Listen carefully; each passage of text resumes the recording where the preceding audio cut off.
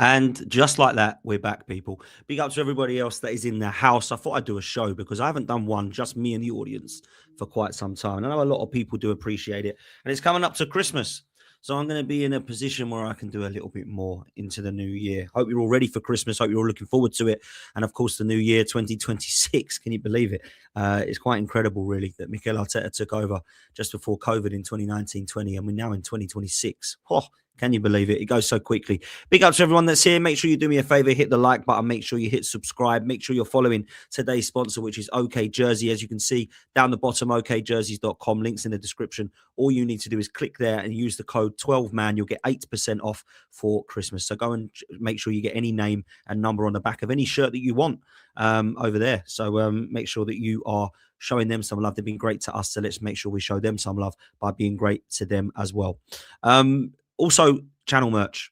The link's in the live chat, pinned in the description, pinned into the live chat now. You can get this hoodie, which of course is the design of Thierry Henry. You can get this fantastic mug as well, which a lot of people are buying for Christmas. If you do get in quickly, it will come in time for Christmas. We've also got a mouse mat, which I'm using now. This is phenomenal. This is all to do with Fran's football art. She has been absolutely fantastic. And a lot of people are actually really interested in this merch. It does come with the 12-man logo on the sleeve as well, as you can see here. So please make sure you do go and show that some love. The link is in the live chat now. It's pinned. All you need to do is click on that. If you use the code FTM20, you'll get 20% off, and it will come in time for Christmas. So please make sure you do get on that now. Big up to everyone that's here. We got Abs in the house. We've got Bojan. We've got Helsinki. Big up to everybody else that's here. And of course, that are watching and listening and catch up. And of course, listening to us on audio, which we now are on all audio platforms on Spotify, Amazon Music, etc. So go and show some love there as well. Okay, we're going to be talking about the Everton game, a massive game. Can we handle the pressure? Now, why is there pressure on this game? Well, it seems like there's pressure on every game in the title race, that's for sure. But the reason this is even more so of a pressure game is because we might find ourselves sitting in second going into this match. And the reason that that is probably going to be the case is because Manchester City are at the Etihad at home to West Ham. West Ham don't do any favours. That is a game they absolutely get battered in. And I'm expecting Haaland to do well. And I might even put him as my triple captain. I'm not sure. I might leave that for the Wolves game. But I think it probably will be a good opportunity to triple captain someone in this Manchester City game, because West Ham are a mess. They are not good enough. Let's be honest. Look, let's go into this game, shall we? We are a really good footballing side. I have got no doubt that Arsenal Football Club have the best squad in the league, have a manager that's good enough to compete, have a squad that's good enough to compete, which means that we should have a pretty good season, right? My only question mark, people, is can we get across the line? That's the only question mark I've got. Can we get across the line? Is there an opportunity for us to go into a game and say, there's no pressure, ignore the outside noise, let's get things done? And I've got to be honest, I think Arsenal need to prove that they can do that. So the only pressure really riding on this game is that Manchester City might have caught us up. Now, a few weeks ago, I said, if we beat Chelsea at Stamford Bridge, I truly believe Arsenal will go and win the league. And people have said since, you said Arsenal win the league. Open these. I didn't say that. I said, I think we will win the league if we beat Chelsea. Didn't beat Chelsea, didn't beat Villa, weren't convincing against Wolves. We go into this Everton game where the momentum's a little bit like this, and actually the pressure's going to be mounted on. And we're going to find out just exactly how we get into a pressure moment and how we deal with it. And that comes from the manager, that comes from the players, and actually it comes through the mindset of the fan base as well, because the fan base can only go on how they're feeling and how the team are playing. They can do their bit to encourage, they can do their bit to support, but actually they need to give us something as well. And against Wolves, I don't blame anyone for struggling, if I'm honest, to get behind what was a pretty pitiful side that we put out against Wolves that really and truly people thought would have walked over them, and I thought would have comfortably win 2-0. Now, when I said 2-0, everyone said that was a really pessimistic scoreline, Dan, and that actually what you need to do is get more behind it and trust that we can get 4 or 5. I'm sorry, we didn't do that, and I never thought we would, but I did think it would be a convincing 2-0. It was anything but convincing, people. Anything but convincing. It really was. So, look, I'll be real with you. I don't think there was any real concern for the long term of the season in that game, but there was concern for momentum because I didn't like what I saw. And there's a lot of problems at the moment in this Arsenal team. There's a lot of problems in attack. There's a lot of problems in our midfield creativity. And if I'm honest with you, injuries have caused there to be problems at the back, and we're struggling to now keep clean sheets just because we've got so many players out. Now, we've actually only got 5 players out now. A lot of people are coming back. Obviously, we've got Gabriel, Havertz, Mosquera, that's out. Ben White has now been added to that list as well. And there's one more that I've missed as well. For me, when you look at what Arsenal have got, you would not know that they've been through an injury crisis. Now, that's a massive positive. But what it does is it puts a lot of pressure on us to deliver because the squad's there right now. You can't tell me the squad isn't there. It is there, 100%. So I look at it right now and I think to myself, could we be in a position where Arsenal Football Club go into this season not winning something again? And actually, there is a possibility of that. But the reason I think most people are confident now is because the squad is just too good not to win something.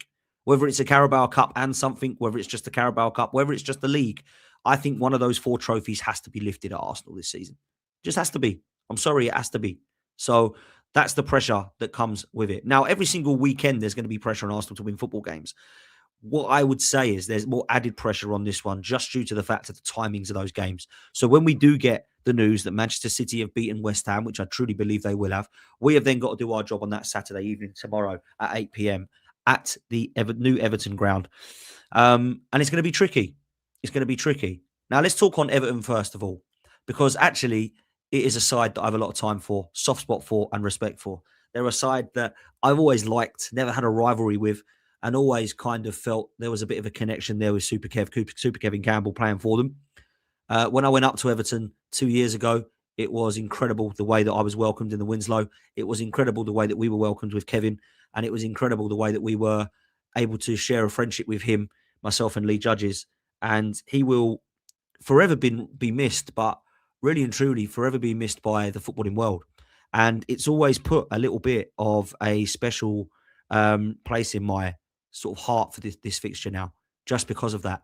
I always look out for when we're playing Everton away. I'm not going to the game, and I didn't go last year, but I did go the year before. We won 1-0, Trossard scored, and it was just incredible to do that and experience that with Kevin. So I will always remember that moment and always enjoy it very much. And this fixture is going to be a difficult one. Now, I don't look at the player quality of Everton too much and worry. Yes, they've got players out. We know that Ghana Gay is in the African Cup of Nations. We know that Njai is at the African Cup of Nations. We know that Keenan Dewsbury Hall is injured and out of this game. And we also believe that there is huge doubts over the fitness of Jack Grealish. So they're 4 players that start regularly for Everton that are seen as very important in the way that they play and certainly individual quality and technical ability that they're going to be missing from those 4 absentees. But I think it's the system that can let us down. And I'm talking about the Everton system under David Moyes as opposed to the Arsenal system. I think it's the system that could let us down because I don't believe personally that we're going to have a issue with the quality. Everton have got a good side. Arsenal have got a better side.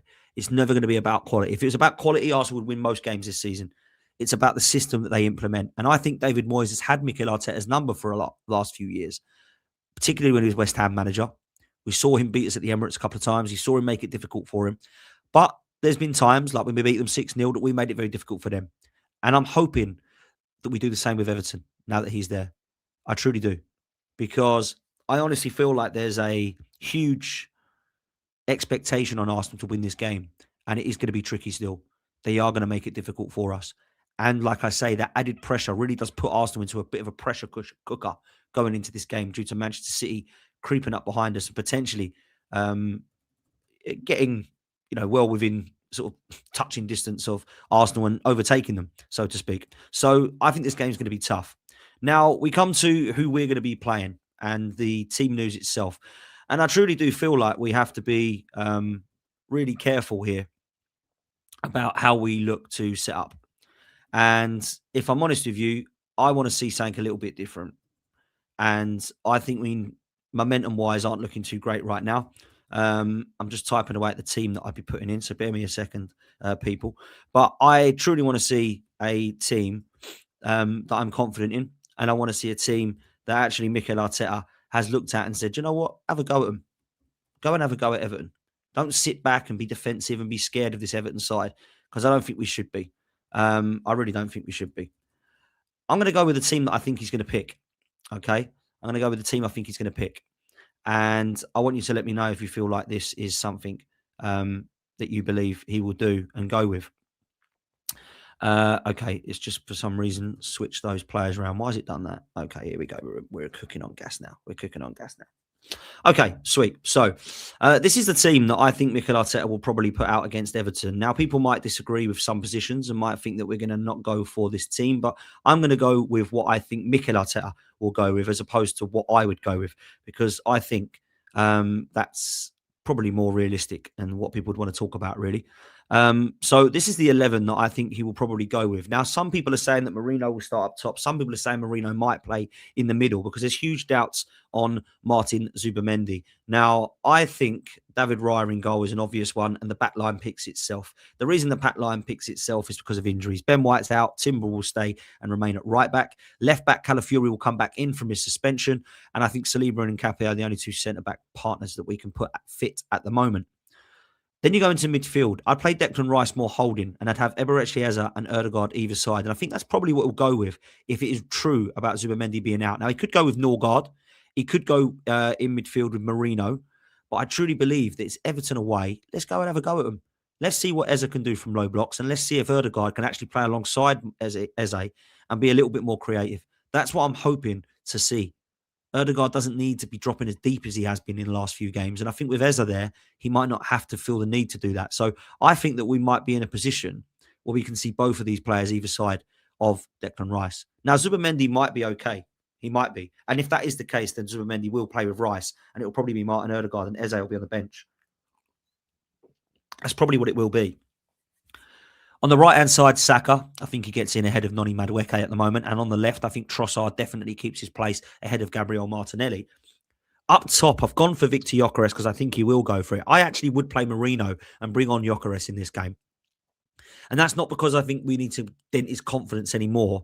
It's because I do feel like we need to potentially mould him in instead of just keep throwing him back in. I think the confidence of that is shot. I don't think right now he needs to be spoken about like he has. I think there's other strikers in the league costing a hell of a lot more than him that are being flops like Isak and Sesko and some of the other guys that have been bought in that time. I would only really say there's Ekatike and Voltameda that have really proven that they can go in and have a really good go. So that's what I'll say about it. When I look at this side, I do think it's good enough. I do. I'll be honest. I do think it's good enough. And a lot of people are saying he won't go this attacking. A lot of people are saying that he won't play Eze. Maybe we'll play Marino. Maybe Zubimendi will come back in and he'll be fine. But if there is the opportunity to rest Zubimendi for that Tuesday night game against Palace, and I think he should, and I think this is good enough to go all out and beat Everton. Now, he could play Marino, and some people are saying that he should because he's better. Maybe he'll play Marino up top because against Newcastle, he did score, but he came on from the bench. And I see this similarly to how we played when we played Newcastle at St James's Park. It's going to be a very, very tough game and one that's difficult. What he could do is, if we do believe that Zubimendi's fit, then he'll come into that midfield. But Gyökeres could be brought in and you could start Marino there. What you could do, if you wanted to play Gyökeres and you wanted to play Marino as well, then you could put Marino in where Eze is here and actually have more of a, Marino, isn't it? Have more of a midfield with Marino in it. So that's how it could be. And I think last season he wanted to play Rice, Marino and Erdegaard more. So maybe he'll do that in this game. It wouldn't surprise me if this was the team because he does like Marino in these away games. He does like Marino in these fixtures as well. So maybe that's where it is. A lot of people are saying that Noni Madueke and Martinelli should be able to start. I actually think they'll start against Palace. I think he's going to make some changes against Palace. And I know people don't want to hear that, but I truly believe Mikel Arteta will play the likes of Martinelli, the likes of Noni Madueke, the likes of Ethan Nwaneri. I'm expecting to see them Norgard against Palace. I think that's the wrong thing to do, personally, but I think that is what he's going to be doing. I really do. So it's going to be interesting to see what happens there. Because, we're in a position, aren't we, now where we have to win and we have to win every game. Really and truly, I think the way we need to work around these fixtures and our journey throughout this season needs to be all-out Champions League. That can now be parked. Doesn't matter what we do against Inter Milan. As long as we beat Kairat, we're pretty much first or second in the group, right? Then you go into the scenario of now we've got to concentrate on the league and the Carabao Cup. Park the FA Cup, doesn't matter. Yeah, we've got Portsmouth, doesn't matter yet. It's not kicked off yet. Then when you get through to that semi-final, you're starting to juggle a little bit for the first time. But you don't have to worry about the Champions League until February. Don't have to worry about the Carabao Cup until March when you play it. The league just carries on. And then the FA Cup games start. So that's how we need to start juggling it now. It's very rare that we're concentrating on all four until you get to March, April time. That's the time when you start to juggle and think, I've got hundreds of games here. How am I going to get through this? That's the time. So I've got to be honest. I just feel like there's that kind of opportunity there that we're going to be potentially looking at parking, or should be looking at parking the Champions League fixtures for now. Don't worry about the FA Cup fixtures. Worry about Everton and Palace. Then when you get towards February and you're looking towards a semi-final and a final in March in the Carabao, you can then draw your attention back to that. As long as you've beaten Portsmouth by then, which we should be able to do with a B team, you're okay. It's when we start to pile up and you get Bayern Munich and then a semi-final and then a Champions League and then a league against Man United and then you're back in the Champions League against Inter Milan and then you're back into the Carabao Cup second leg with Chelsea. Then you get to the final of that competition and that coincides with another Champions League. That's when it starts to pile up. And you know what? I hope we're talking about that in a few weeks, because that means we're doing well in them, right? That means we go into the deeper stages. And I expect this squad to get to at least the semi-finals of the Carabao Cup, the Champions League, and the FA Cup, and expect to go and win the league, or at least take whoever is going to win the league to the last game. That's what I expect the bare minimum of this side to do. And some people might say that's not even a high enough standard, because we should be getting to the finals of them all, and we should be winning the majority of them. I'm just being realistic. I think this squad's good enough to get to a semi-final of a Champions League again, bare minimum. The semi-final of an FA Cup, bare minimum. The semi-final of a Carabao Cup, bare minimum. And go and potentially be runners-up or win the Premier League. That's what I'm expecting. Some people might say that's unrealistic, but I just think that's where we are right now. So I need to look at it in more of a realistic fashion than some do, and just say that there should be a push for Arsenal to be doing that. It shouldn't be, as long as you win a trophy, just go out of the others round one. We don't care. It shouldn't be like that. We should be competing and going to the deep stages of every single competition. I truly believe that. And that's the where it is. So look, we go into this game with a couple of problems and a couple of issues. And the two issues at the moment are our creativity from midfield and our striker option. Our system looks better under Mikel Merino. It does. It just does. We just look better under Mikel Merino up top. And that isn't because Mikel Merino is a better striker than Victor Gyökeres. It's because the system suits a false number 9 more than it does an out-and-out focal point. Then you have to look at the out-and-out focal point and question whether he's ready right now to be delivering. And I'm not sure that he is either. So I can understand those that are shouting that Victor Gyökeres isn't good enough, because right now he doesn't look it. And in front of goal, he isn't looking it. But I can also understand the shouts from people that say, hang on a minute, lay off of him. He ain't the issue here. Mikel Arteta's the issue. And I'll show you why. And I've done this before with viewers, but let's do it again. We've seen many number 9s at this club. Many that have been good enough, but not so much under Mikel Arteta. That haven't been good enough, but was given time by Mikel Arteta. That were brought in as the guy that's ready now, but wasn't good enough. Was brought in as someone who was a replacement for Granit Xhaka that we put up top, but wasn't seen as good enough. Brought in a player from Real Sociedad who was utilised as a midfielder that has now become more effective from a false 9 position. And then, of course, bought the big money signing that was coming in to win the league now. We've seen everything at Arsenal, really. All of those profiles are very different. You've got the Eddie Nketiah, who really is better at playing in a 4-4-2 system that's a little bit more of a fox in the box. You've got Aubameyang, who can drift off from the left in more of a Thierry Henry style. You've got a Lacazette, who definitely does hold the ball up well and does have an eye for goal, but really and truly is better in a 4-4-2 system with an Aubameyang. You've got the likes of Gabriel Jesus, who played the system so well as a false 9 as a Centurion season for Manchester City. And of course, you have Kai Havertz, who's definitely a player that suits the system due to dropping off like Marino does. And then you've got Victor Gyökeres, who is a focal point that everyone said needs to be our equivalent of a Haaland.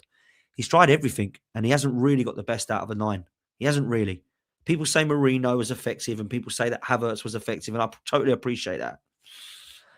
But I don't think anybody wants Havertz and Marino as their top striker. No one's going to look at Arsenal in history and go, do you know what? We had Ian Wright, we had Bergkamp, we had Anelka, Van Persie, Thierry Henry, Marino, Havertz. No one's going to mention them in those brackets. They're just not, people. They're just not.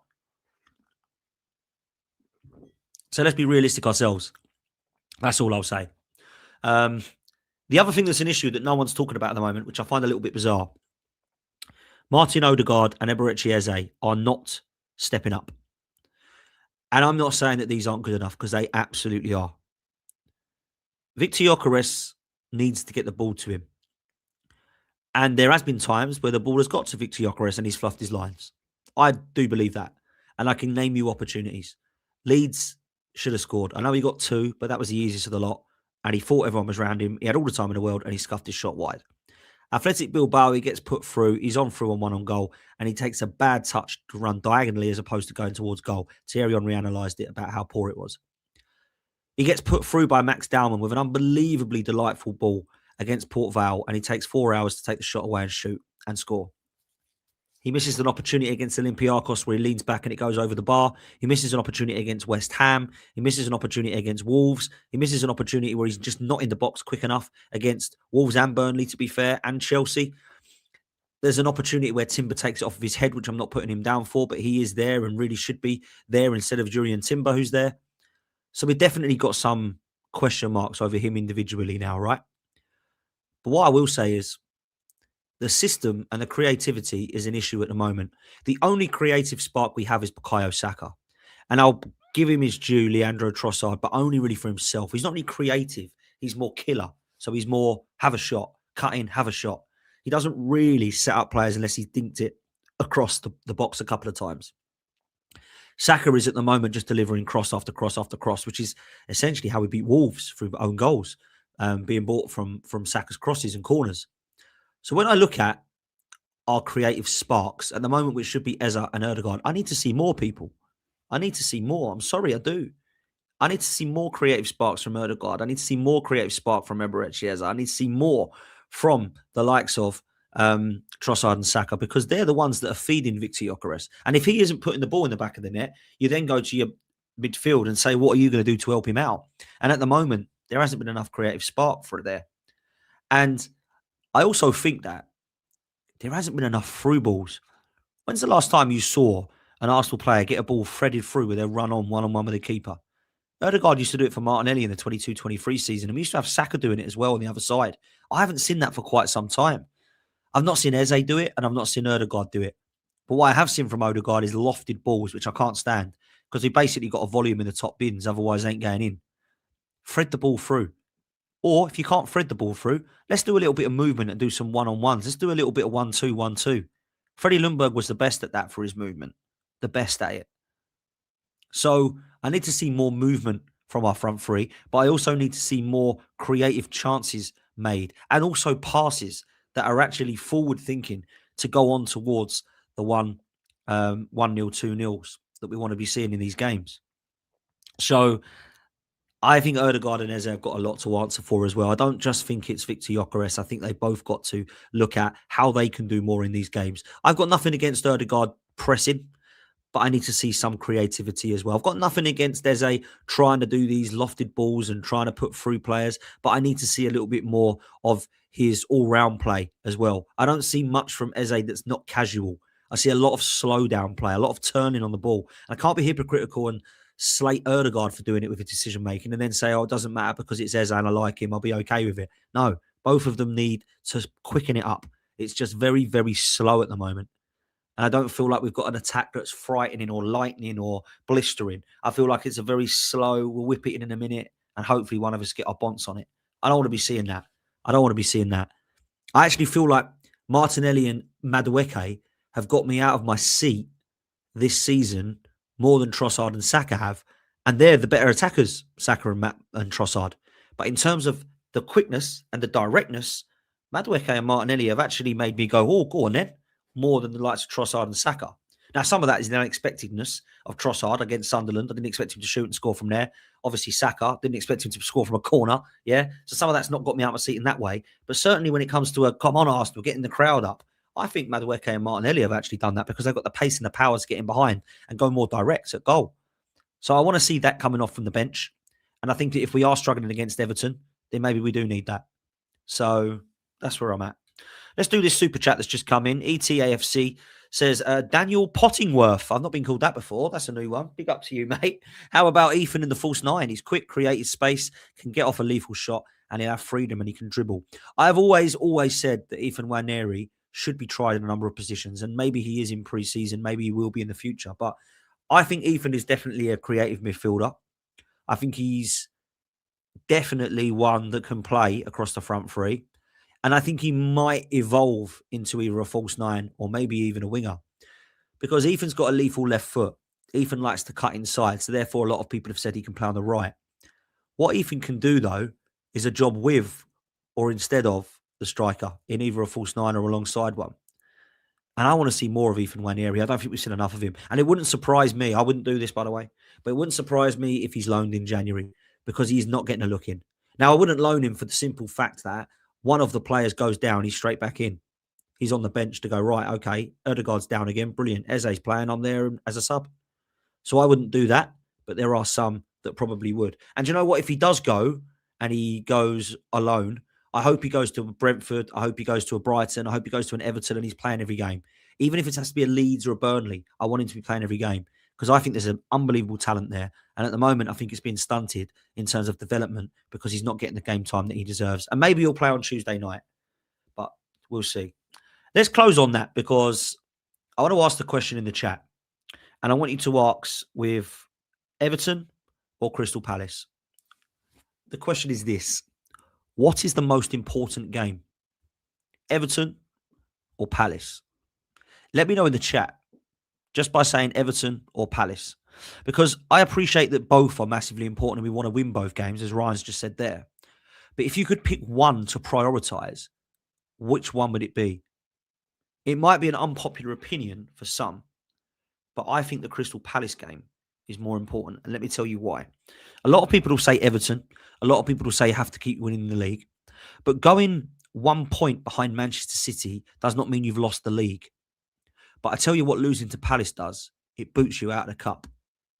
And I want to win that cup. So I'm with Paul and I'm with Ryan who are saying Palace. Because as much as I want to win both, and I think Arsenal will win both, I was asked the question, which one do you think you would take, though, if you could only take one? And it would be Palace. So I don't know if everyone agrees with that, but I think staying in this competition is more important than beating Everton because it's so early. Going 1 point behind Man City doesn't mean you've lost the league. Ryan says we've got to win this cup. Terry says just keep winning. That's what matters. I totally agree. We got Som2 who says Palace. Erock says Lee Gunner says Palace. Bear says Palace has 2 games. So for Everton, no, Palace doesn't have 2 games. Paul says Palace. Ryan says Palace. ET says Everton. Red Zone United says Everton. Ryan says both. Yeah, look, I agree. I really do. That's where I'm at. I think it has to be Palace, and I think we've got to win this competition. Like, I truly do believe we've got to win this competition. Like we really do. So that's where I'm at. Look, hit like, people. Make sure that we are hitting subscribe as well. Make sure that you've bought your merch. If you do want to get one of these for a friend or family, these are on sale. Click the link in the live chat now, which is pinned, or in the description. Use the code FTM20. You'll get 20% off of these as well. These are becoming very popular. You've got the 12-man logo and, of course, the design work from France Football Art. And if you want a hoodie, which I'm wearing with it on, then Thierry Henry style, go and get one of those ordered as well. Right. Let's get some predictions before we wrap it up. I've been thinking 1-1 for this game. I'll tell you why. I think the pressure might get to us a bit. But I'm going to be optimistic and say that it's going to be a 1-0 to the Arsenal again. We'll keep a clean sheet and we'll take 3 points. Let me know your thoughts in the comments. Let me know your thoughts in the live chat now. What are you saying for this game? We've got Ryan who believes it will be 3-1 to the Arsenal. We've got Som2 who thinks it will be 2-1 to the Arsenal. ETAFC says 2-0 to Arsenal. And I hope all 3 of you are right and I'm wrong because I do think it will be a very tight game, this one. Really enjoyed the show with Minerals and LB. Thank you, mate. Make sure you go over to Johnny Minerals' channel. Me, LB, and Johnny were out there last night talking about all things Chelsea and Arsenal and City. Mus says 2-1. Tammy, hope you're well. 2-1. 2-0. 1-0 to Arsenal, unfortunately. Malcolm, big up to you, and I appreciate you being here, mate. I think it'll be a very, very tough game. I've got to say that. And 1-1's been in my mind for a long time, and I'm praying I'm wrong. I'm going to go 1-0 to Arsenal to be optimistic, but it could quite be 1-1. And I've been very, very fair with my predictions in the last few weeks, I think. I said Chelsea would be a draw, and unfortunately I was correct for that one, but I kind of wanted it to be with my heart 2-1 Arsenal. Likewise, Wolves, I said 2-0. It was 2-1. Aston Villa, I said 1-1. We lost 2-1. And then obviously this one, which I'll go 1-0, but I have believed it could be 1-1. Ball Knowledge FC thinks Everton will win 2-1. I think that's not a crazy shout. Normally I would say, oh, blimey. But no, I don't think it's a crazy shout because Everton are a good side. They are. Very good side. So that's that. But look, we're going to leave it there, people. A quick half-hour show for you today. Just wanted to give a bit of a preview and a bit of where I'm at. We will be back very, very soon. Make sure you hit like and subscribe. Make sure you're following OK Jerseys and ordering using the code 12man, 8% discount over at okjerseys.com. You can get any shirt you want ever with any name and number on the back. Go retro. Go R9. Go 2002 Brazil, get R9 on the back. Go France 98, get Zidane 10 on the back. Or Thierry Henry 12. Go and get any Arsenal shirt that you want with Pires or Henry or Bergkamp or any of the new players, Saka, Eze, Rice, on OK Jerseys. It's where it's to be. And if you do want the merch, the channel merch, the mugs are absolutely flying at the moment. Everybody's got the 12th man mug. All the community should have one. Hopefully you've ordered one. Thierry Henry, if you're an Arsenal fan, of course. If you're a Man United fan, you probably won't want one of these. But if you're an Arsenal fan, you definitely will. If you want one of the hoodies with the design on it, they're on sale as well. Click on the link in the description. Make sure you are pinned message is there now, live chat. Use the code FTM20. You get 20% off for Christmas, and it should come in time if you're quick and order it now. We're out of here, people. Speak to you soon, and I'll see you on the next one. Laters.